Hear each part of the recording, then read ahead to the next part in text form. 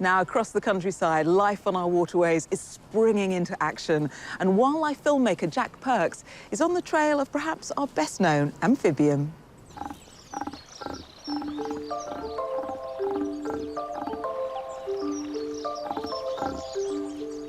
Garden ponds are a great way to help encourage wildlife and provide somewhere for them to live and get a drink. A year ago, I made a film for Countryfile about the life in my own modest backyard pond. But some people take it to the next level, and that's why I've come to Ellycar Gardens, near Doncaster. This is a swimming pond. Sounds a bit bonkers, I know, but it's a great way to connect and encourage nature. Now, the water is filtered by reed beds and plants, which means it's very clear, and the lack of chlorine means that wildlife can flourish. And there's one in particular that I'm eager to see: frogs. Unsurprisingly, the most common frog in the UK is the common frog. There is another native species, the pool frog, however it's largely restricted to Norfolk. With the loss of over 1 million ponds in the wider British countryside since the 1940s, our backyard ponds can be a lifeline for these amphibians, which of course bring benefits.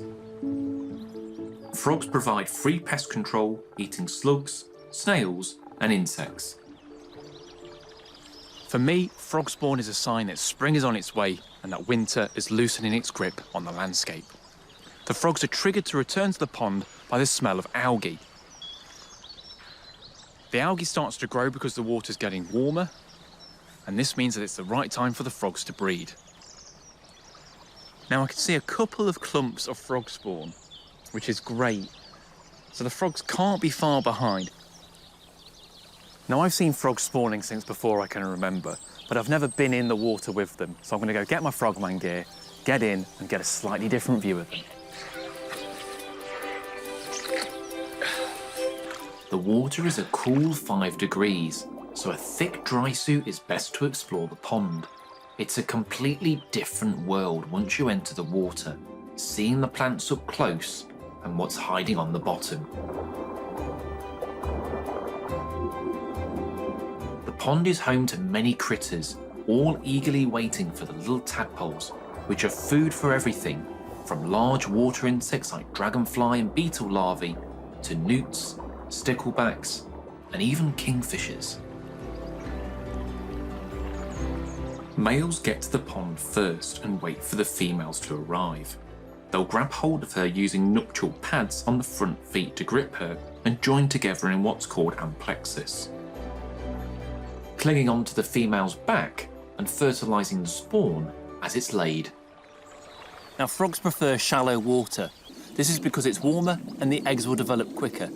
But of course they're at risk to predators and a late frost, so it's always a bit of a gamble.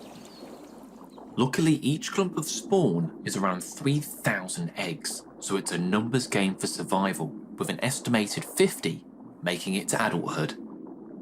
Now, one thing I've never really appreciated with common frogs before is that low grumble that the males make. And if you just listen, it's brrr, brrr.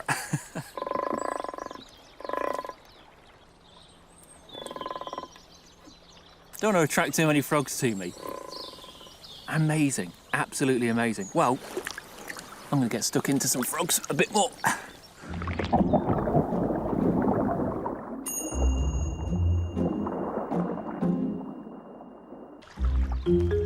Seems like my imitation croaking might have worked too well. These frogs have hopped on for a ride.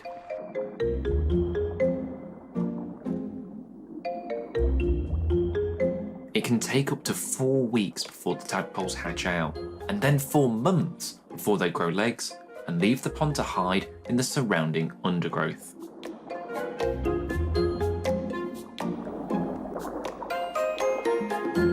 Now, it might not be everyone's idea of a good time lying down in a pond full of frogs, but seeing lots of frogs and spawn means that spring is only round the corner.